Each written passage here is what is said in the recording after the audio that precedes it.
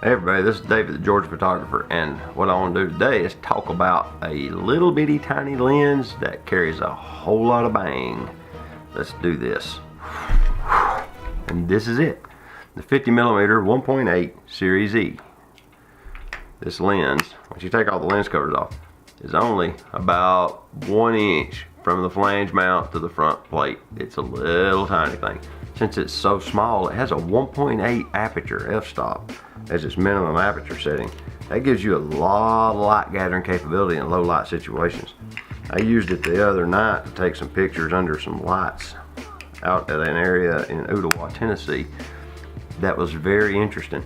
Now, the light was still so low that I got a smidge of motion blur, but the image still turned out pretty cool. But what you get with this is there's no bulk. The lens weighs maybe 4 ounces. Now this is the later version. The earlier ones were made with aluminum. This one's got a plastic body. Yeah, this is the later one. It was probably made in the 80s. I could look up the serial number, which is a 1,350,000 serial number, which almost assuredly makes it made in the 80s. But it still has a buttery smooth focus ring, a nice prominent aperture ring. It even has a focus distance scale on it. And with a 1.8 f-stop, you get lots of light and you can get really blurry backgrounds.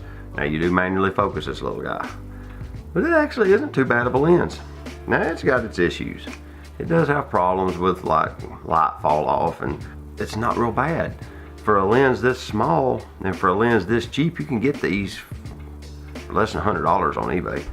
If you want to get blurry backgrounds for little bits of money, this is the way to do it. And every major camera manufacturer has a 50mm f1.8. Now, you put this on like a crop center camera, you're cropping into the center of that little circle of projection, so it's gonna look like about a 75-80mm lens when you pull them into Lightroom, because you're not seeing the outer portion of the frame that this lens was designed to project to. But that's just part of the game you play with these lenses. If you want some pseudo telephoto operations, this can almost give you on a crop center camera the effect of an 85. It would probably be acceptable to someone just getting into photography. It would still give you that photographer look past the point and shoot. That's my little short 2-minute review of the 50mm f1.8 Series E Nikon. Actually, this one says Nikon.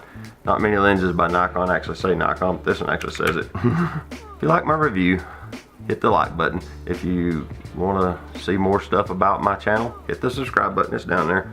And until I see you next time, this is David, the Georgia photographer, and I appreciate you guys watching. See ya.